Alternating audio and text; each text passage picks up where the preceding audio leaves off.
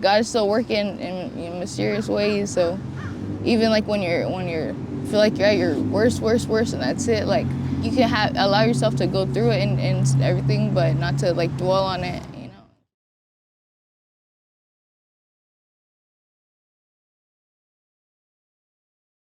All right, welcome back, everybody. We're back in Riverside, California with Mickey. What's up, Mickey? Hi. Mickey, remember that song back in the day? Probably before you were born. Every day. Yeah, you hear that song all the time? Can you sing it for us? Are you a singer? I sing a little tune once in a while. Yeah, you want to sing something for us? I just did. All right, Mickey, you mind if we start from the beginning? Like, where were you born? In Pomona, California. Oh, P-Town. I know Pomona very well. Did you graduate high school? Man, okay, this is legitimately the real story. Okay. Because I was supposed to graduate in 2020 or 2020 when COVID was happening. Yeah. So we did online school, right? And my grandpa, he asked my teachers and everything, like, oh, she's gonna graduate, right? Because I'm not gonna pay $30 for the cap and gown and she ain't gonna graduate. We bought it, and then the day before I was supposed to walk, the COVID type graduation, they told me that I couldn't graduate. Oh. So you're almost there though, huh? Yeah, I just have to, I think, I don't know, I forgot how it works, but I think I'm only behind like 10 credits. How old are you? 21. And then do you remember a teacher from back in the day that gave you, I don't know, positive vibes and helped you out or anything? Yeah, I had like a few of them, like my English teacher. What was her name? He was a black guy. What was his name? I don't even remember. What grade? I went to a lot of schools. Like, what grade? What school? It was like junior year. I went to so many schools in Arizona, California. Okay. I like to ask that question. Did you do anything else in school? Like any extracurricular activities, like sports? I did water polo. You did? Yeah. Wow, that's awesome. How about, what hobbies did you have growing up? I did a bunch of stuff, like all the sports and like singing and drama class and stuff like that. Art, all the things I like to do. Did you model? You're very pretty. I was wanting to. Everyone said I could, but how tall are you? Into that. How tall am I? 5'5"? Everyone, I say 5'5" because I don't want to be that tall. Yeah, you should have modeled 5'5", huh? Yeah. You got like, I don't know, someone. There's an actress you look like. I'm sure people are watching this will tell you. Anyway, so let's get back to the story. Growing up, were you ever in the system, first of all, in foster care? Yeah. You were in foster care? In a group home. Oh, tell me how that started. What caused you to go to foster care? When I was born and everything, I was living in California, and then my parents were together though, or my sperm donor. He lived in Arizona, and so I went to go live with them because they're like Syrian, they're like Arab. Yeah. So I got money and everything. So my mom's side of the family thought it'd be a good idea that they could take care of me better because they have money, So yeah, that was all bad. But he's doing a life sentence right now. So I went through some trauma from when I was like 5 to like 12. Yeah. About 12 is when I got into the group home, and then my mom she like went through that whole process to get me to live with her back in California. So wow. It wasn't that long in the group home, just like a week. So you're half Syrian? I knew you were Middle Eastern. Something. Really? Was he? Well, your dad, like he was from Syria. Was he Muslim? Do you remember, or was he Christian, or something like that? Some type of Syrian Orthodox, but. Oh wow. I was in my sperm donor because Yeah, and then he's in life in prison for what? For molesting me. For what? Molesting. Oh, I'm so sorry. Stuff, yeah. So do you remember any of that? Hell yeah, and like more recently I try not to think about it because when I went to group home, they put me through all that type of counseling and therapy and all that stuff. That's what I was gonna ask you. So you were taken away because he was, they caught him molesting you? Is that why? He was doing it from when I was like 5 to like 12, and I was living with them. Like his mom knew, his brothers knew, they all knew. So I didn't say anything till I was 12.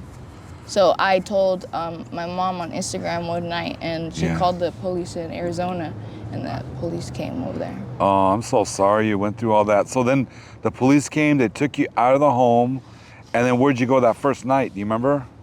I remember we were in like with the detective or something like that for like the whole night, because it was like afternoon, and it went through the whole night and stuff, and then after that they took me into just like the group home. They took me to the group home and stuff, and I was there for like a week, and they were about to put me at school because they weren't sure how long it would take, but it didn't take that long. My mom got the interview from CPS to check and see if she's you know, she's my mom, but they still got to do that. But Yeah. Oh my, that's terrible. And then so you stayed with different, how long were you in the system? about like a week. Oh, just a week and you went to Yeah. your mom's? Okay, did your mom ever lose custody of you or was it just one time? Yeah, well, I was trying to get emancipated when I was Yeah. like 16. So, but I went to go live with my grandma here in Riverside Yeah. when I was about like 16, 15. So she had, or before that, I went to go live with my grandma's brother Yeah. and his family. So my tío. So they had some temporary guardianship, and then I went to go move with my grandma here in Riverside, and she had, I guess, temporary guardianship or legal custody. You know? Now, do you still keep in contact with your dad's side of the family? No. Not at all? Not, well, like a year or two ago, when I was still living with my grandma, like recently, like a year or two ago, Yeah. that's when I started doing drugs and everything. So Yeah. I don't know, they had money still, they still do. So my uncle, my sperm donor's brother, he was all right when, you know, and everything. Like I felt like he was the one that could, that kind of like when I told him, he kind of did something. But anyways, I went back to Arizona to do rehab because my uncle he was on heroin and stuff, and so he got me into the rehab. That was about like a year or two ago. So other family members on that side were doing drugs as well? Yeah, I just found out, I guess, about it, yeah. Wow. Now, you mentioned you did do counseling when you were in the group home? Did the counseling continue? Yeah, when I came to California, because after all that stuff, you know, like that was like fresh, you know, barely. Yeah. So all my teenage years, I did a lot of that stuff. I was in a few like children's psych wards and stuff. Yeah. So I did counseling there and everything, and then I just kind of stopped. Do you know all this trauma you went through in your life? Do you think that was one of the reasons you started abusing drugs? Definitely, yeah. Yeah? Yeah. What age were you when you started using drugs? Probably like 15. Oh, 15? 16. Well, like from like 12, you know, 13, 12, 13, 14, like weed and stuff like that. Yeah. Mushrooms, like acid, cigarettes, alcohol, all like the normal type of teenage drug shit. But no, like the heavy stuff like heroin and white, and when I was like probably 15 or 14. Now, did you ever have any periods of sobriety where you were sober for a while? It was like, I think only the 13 days that I went back to Arizona to Yeah. go to rehab, but that was like not a good idea, you know? Yeah. Because that's where all that stuff happened, so that definitely didn't keep me sober. How long have you been homeless? About maybe 2 years. 2 years? About 2 years, huh, babe? When you were a little girl, what were your dreams? What do you want to become when you get older? Like a singer or actress. Yeah? You never pursued it, huh? No, just like the little drama classes in school and stuff. Yeah. And choir and things like that. You're only 21. Where would you like to see yourself in, let's say, by the time you're 25? To have my daughter with me, and then, you know, Oh, and be doing you have a good. daughter? How old is she? She's only like 4 months, about to be 5 months. Oh, I'm sorry. Where is she staying? With my husband's sister. You know, Oh, okay. and stuff. She's doing good though? Mm-hmm. So you want to reunify with her, huh? Yeah. What would need to happen for you to get her back? To get clean and have like an apartment, you know, like Yeah. a stable housing that she can go to. Okay, are you working on that?